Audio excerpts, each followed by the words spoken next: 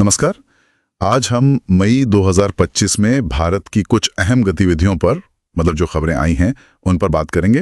हमारे पास कई स्रोत हैं, सेना की कार्रवाई है, अर्थव्यवस्था है, सरकारी योजनाएं, खेल, काफ़ी कुछ है।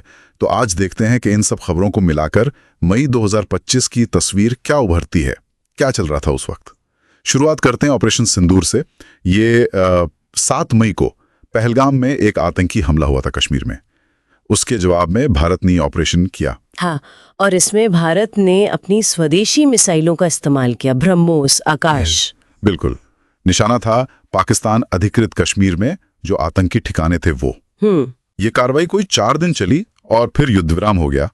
भारत का कहना था कि भाई ये आतंकवाद का जवाब है, हमने शुरू नहीं किया। हाँ, ये दिलचस्प है। मतलब भारत ने अपनी ताकत तो दिखाई, डिफेंस कैपेबिलिटी, पर साथ ही ये भी दिखाया कि वो मामला बढ़ाना नहीं चाहता। हाँ, कंट्रोल रखना चाहता है। बिल्कुल, एक साफ संदेश था एक तरह से। अच्छा, अब जरा अर्थव्यवस्था पर आते हैं।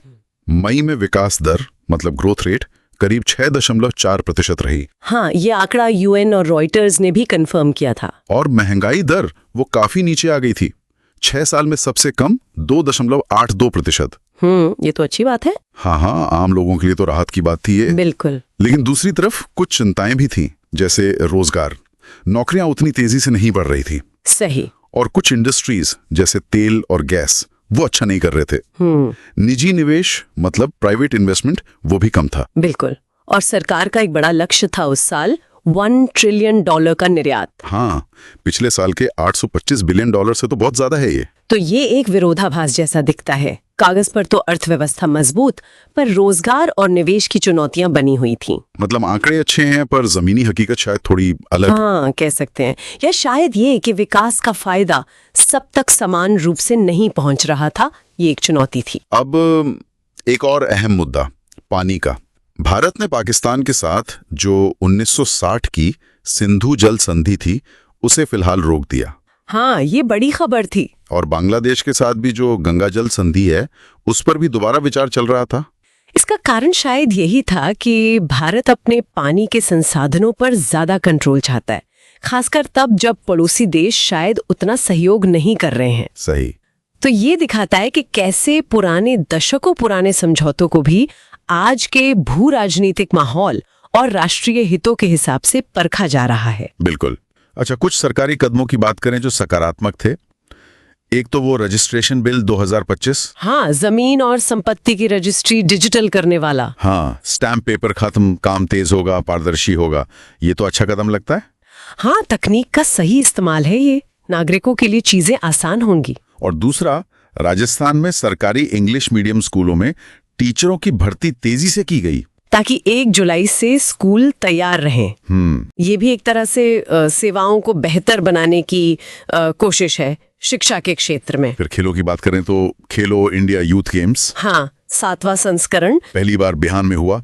पटना, राजगीर, गया में 10,000 से ज्यादा युवा एथलीट आए और 28 खेल थे जिसमें ई स्पोर्ट्स भी शामिल था। हाँ। ये दिखाता है कि भारत जमीनी स्तर पर मतलब ग्रास रूट लेवल पर खेल प्रतिभाओं को कितना बढ़ावा दे रहा है, उन्हें एक मंच मिल रहा है। ये जरूरी भी है। अच्छा, एक आखिरी खबर थोड़ी चिंता वाली।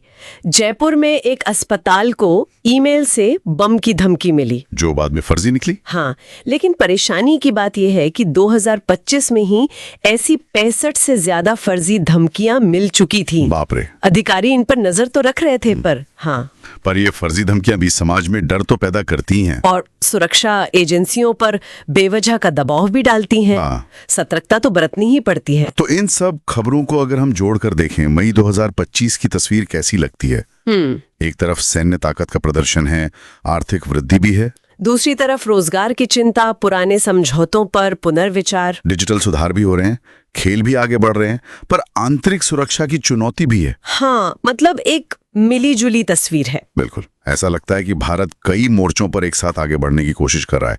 इसमें ताकत भी है, संघर्ष भी और आगे बढ़ने की इच्छा भी। हाँ, डायनामिक सिचुएशन कह सकते हैं। तो आखिर में एक सवाल शायद ये उठता है इन स्रोतों को देखकर कि ये जो अलग अलग घटनाक्रम हैं, सीमा पर तनाव से लेकर डिजिटल सुधार और खेल उत्सव तक, ये सब मिलकर आने वाले समय में भारत की दिशा के बारे में क्या संकेत दे रहे हैं? किस तरफ जा रहा है भारत? ये सोचने वाली बात है।